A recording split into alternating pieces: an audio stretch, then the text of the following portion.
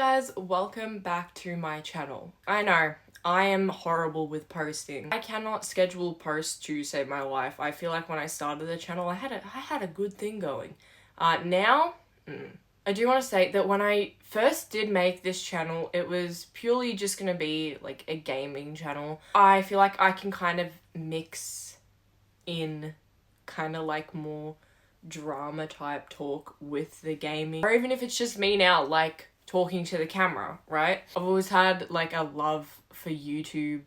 I've always wanted to post content on YouTube. I definitely would want this to be a channel where I can talk about drama that has happened or recent drama.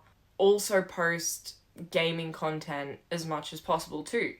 I don't see the point in creating another channel because knowing me, I will forget about it. I will forget. So anyway, you're probably reading the title and you're like, ooh, okay. I'm not going to be so much discussing the drama with Justin Baldoni and Blake Lively, but I'm also want to go into depth a bit more about the movie It Ends With Us itself, rather than the drama outside of everything. I won't so much be talking about the like lawsuit in this. Purely want to talk about this movie. The thing about me is I love movies, and when there is a good movie, I can say, hey, that's a good movie, as would anyone, right? When there is a shit movie, oh, I want to yap on about it for ages. It is a heavier movie if you're not aware. The movie is about DV. So let me quickly give you a little rundown of the movie if you're not aware of it. It Ends With Us is a movie that is based off a very, very popular book called It Ends With Us. Author is Colleen Hoover. Now she's done a couple of other books as well in this series. This is me editing.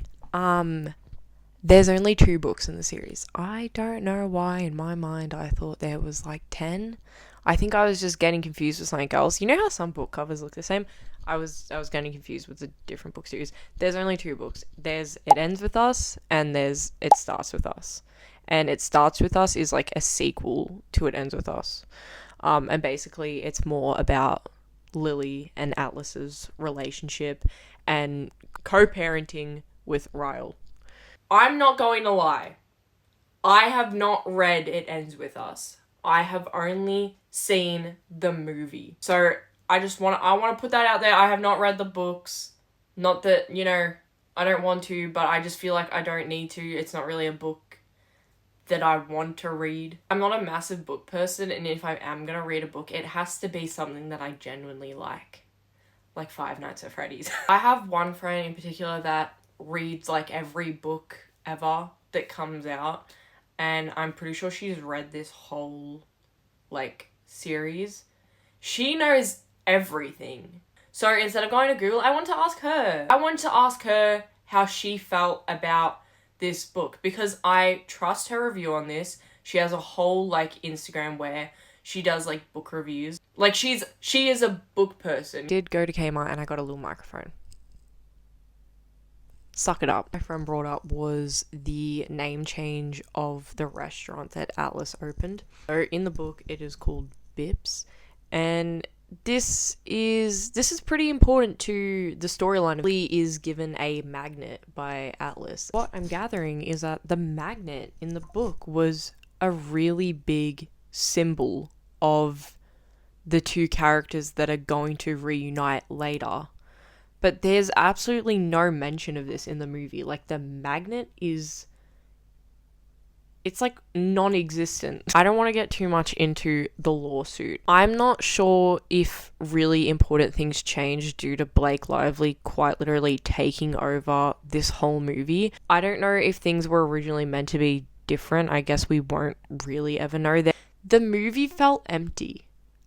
Like, it felt very empty. There was so many holes just everywhere in this movie. It was like very hard to like follow in some places. Casting of Blake Lively, I also agree that probably just wasn't the best casting. Even my friend mentioned that they should have casted someone like the actress that played young Lily.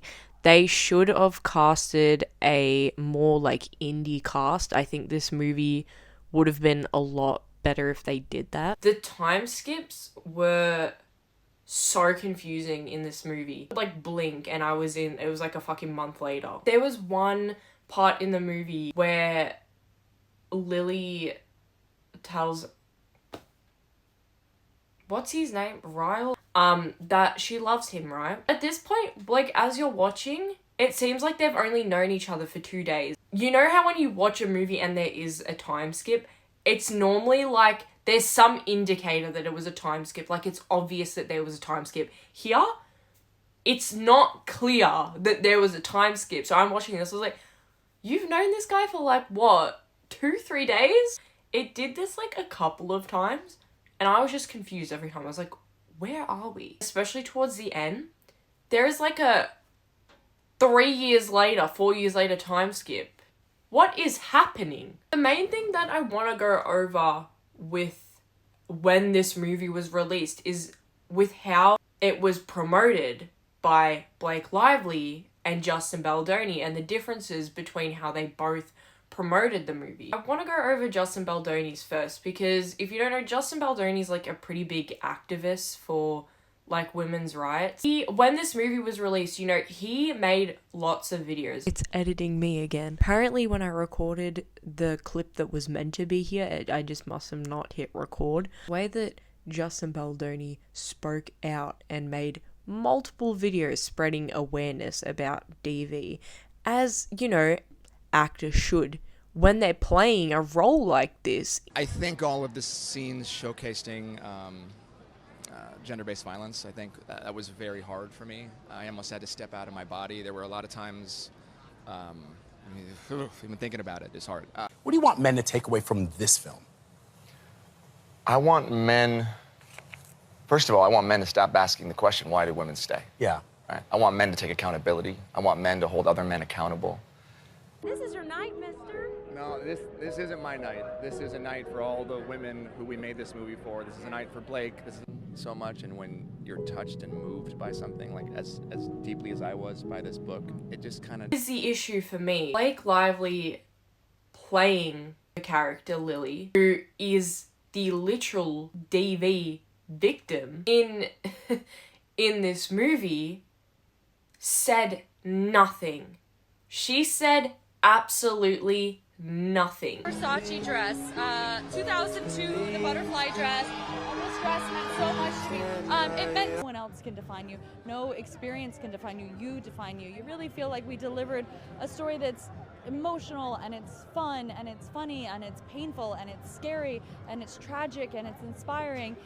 Blake Lively here, Colleen Hoover, and It Ends With Us is in theaters now, so grab your friends, wear your florals, and head out to see it. The thing she said about this movie was to grab your girlies and put your floral dresses on, as if this was some sort of fun rom-com movie of some sort. Anyway, I will be linking my friend's Instagram in the description below, so if you're like a book person and you want to, I don't know, hear someone else's reviews on books, it's the perfect page to go to.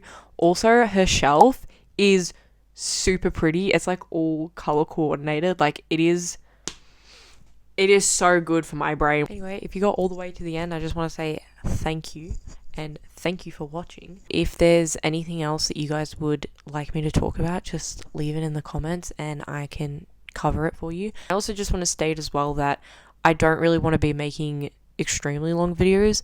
I want to just keep it really short, simple, and have my say on it. And again, like I mentioned at the start of the video, I can definitely incorporate my gaming into these talks, so we can do it. Bye.